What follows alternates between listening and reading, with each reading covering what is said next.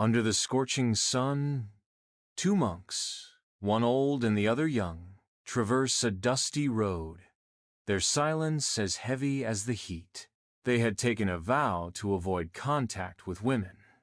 This was because it was part of their discipline to stay focused on their path. As they walked, they came to a riverbank. There had been heavy rain, and the river was flowing fast with strong undercurrent. On the edge of the river, they saw a young woman standing, looking worried. She was well dressed and looked concerned. Probably she didn't know how to cross the river. The young monk looked away. He remembered the vow echoing in his mind. In a silent act of compassion, the older monk approaches the woman. He says he can assist the woman cross the river, which has a strong undercurrent. The woman accepts the older monk's help. He asks the woman to hold his hand. The older monk steps into the river, his robes billowing around him as he holds the woman's hand firm and tight. He moves with unwavering concentration against the strong undercurrent, his every step measured and firm. Watching this from the riverbank, the younger monk was shocked. His mind was racing. How could he do that? He broke our rule. He touched a woman.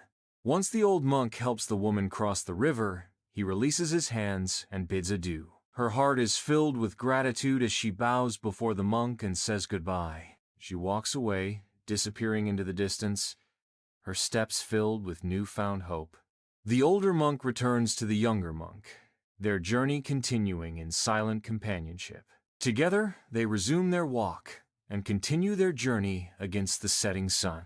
The monks traverse the dusty road yet again, their silence amplifying the younger monk's inner turmoil. The younger monk's frustration boils over. "Master, we took a vow! How could you touch that woman?" On the dusty road, the older monk stops, a serene and beautiful smile lighting his face. He turns towards the younger monk, his eyes reflecting profound wisdom. With a gentle tone, the older monk shares, "I carried her across the river, and then I let her go." The younger monk looks confused. The older monk says calmly, "But you are still carrying her." The young monk was completely taken aback. What a profound statement from my mentor. He realized his thoughts indeed were totally incorrect. The older monk continues, "You see, we all carry things, not in our hands, but in our minds.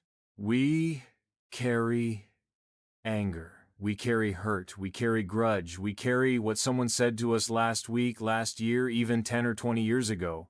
We play the same thoughts over and over again. We get stuck in what should have happened, what could have been, or how someone else should have acted. But here's the truth.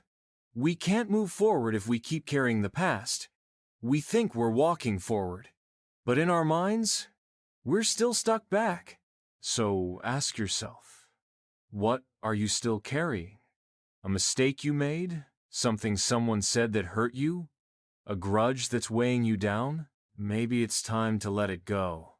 Let go, not because they were right. Let go, not because it didn't matter. But let go because your peace matters more. Carrying the past won't change it. Holding on to pain won't heal it. But releasing it? That sets you free. Because freedom isn't in the past. It's in this moment right now when you choose peace over pain. Be kind, be present, and then let it go and walk on.